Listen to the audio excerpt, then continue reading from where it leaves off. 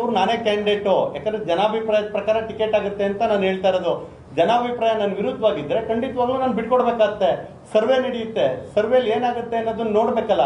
ಹಿಂದೆ ಚನ್ನಪಟ್ಟಣ ಹಾಸನ ಯಾವ ರೀತಿಯಾಗಿ ಗೆದ್ದಿತ್ತು ಅನ್ನೋದು ಗೊತ್ತಿರೋಂಥ ವಿಚಾರನೇ. ಇಡೀ ರಾಜ್ಯದಲ್ಲಿ ನಮಗೆ ಒಂದು ಸಮಾಜದ ಮತಗಳು ಬಿಜೆಪಿನ ಸೋಲಿಸ್ಬೇಕು ಅಂತ ಕಾಂಗ್ರೆಸ್ಗೂ ಹಾಕ್ತಿದ್ದು, JDSಗೆ ಹಾಕಿದ್ರು.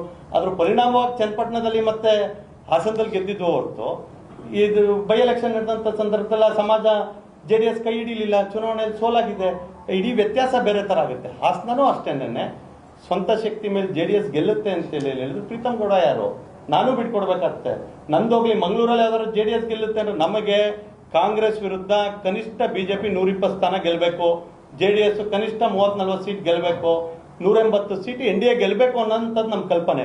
ಅದಕ್ಕೆ ಮಂಗಳೂರಲ್ಲಿ ಯಾವುದೋ ಒಂದು ಸೀಟಲ್ಲಿ JDS ಗೆಲ್ಲುತ್ತೆ ಅಂದರೆ BJP ಸೀಟ್ ಬಿಟ್ಕೊಟ್ಟೆ ಕೊಡ್ತೀವಿ. ಬೆಂಗಳೂರಲ್ಲೇ ನೀವು ಯಾವ ಗಾಂಧಿನಗರದಲ್ಲಿ JDS ಗೆಲ್ಲುತ್ತೆ ಅಂದರೆ ಅವ್ರು ಬಿಟ್ಕೊಡ್ಬೇಕು. ಸರ್ವೆ ರಿಪೋರ್ಟ್ ಪ್ರಕಾರ ಮಲ್ಲೇಶ್ವರಮಲ್ಲಿ JDS ಗೆಲ್ಲುತ್ತೆ ಅಂದರೆ ಮಲ್ಲೇಶ್ವರಂ ಸೀಟು ಬಿಟ್ಕೊಡ್ಬೇಕು. ಹಂಗಂತೇಳಿ ಹೇಳಿ ಮಂಡ್ಯ ಮಾತ್ರ JDSಗೆ.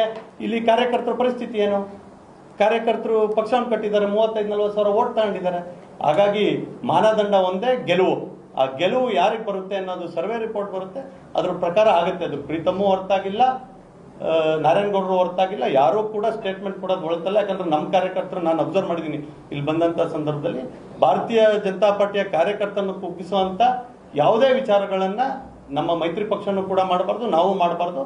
ಇದನ್ನು ನಾವು ಬೇರೆ ಬೇರೆ ವೇದಿಕೆಯಲ್ಲಿ ನಾನು ಮಾತಾಡ್ತೀನಿ, ಅದನ್ನು ಮಾಧ್ಯಮದ ಮುಂದೆ ಮಾತನಾಡೋಕ್ಕಾಗೋದಿಲ್ಲ. ಆ ರೀತಿಯಾಗಿ ಮಾಡ್ತೀವಿ. ಅದ್ರ ಒಂದಂತೂ ಇರಲಿ, ವಿತೌಟ್ BJP NDA ಅಲಯನ್ಸು ಮಂಡ್ಯದಲ್ಲಿ ಗೆಲುವು ಕಾಣೋದಕ್ಕೆ ಸಾಧ್ಯ ಆಗೋದಿಲ್ಲ ಅನ್ನೋದು ಅವ್ರಿಗೂ ಗೊತ್ತಿದೆ, ನಮಗೂ ಗೊತ್ತಿದೆ. ಹಂಗಾಗಿ ಒಟ್ಟಿಗೆ ಹೋಗೋದಕ್ಕೆ ಏನು ಮಾಡಬೇಕು ಅನ್ನೋದು ರಾಜ್ಯದ ನಾಯಕರುಗಳಿಗೆ ಗಮನಕ್ಕೆ ತರ್ತೀವಿ. ನಮಗೆ NDA ಅಲಯನ್ಸ್ ಬಹಳ ಮುಖ್ಯ ಇದೆ. ನಾವು NDA ಅಲಯನ್ಸ್ ಅವ್ರದ್ದು ಏನು ಸೂಚನೆಗಳಿದೆ ಅದ್ರ ಒಳಗೊಂಡಂತೆ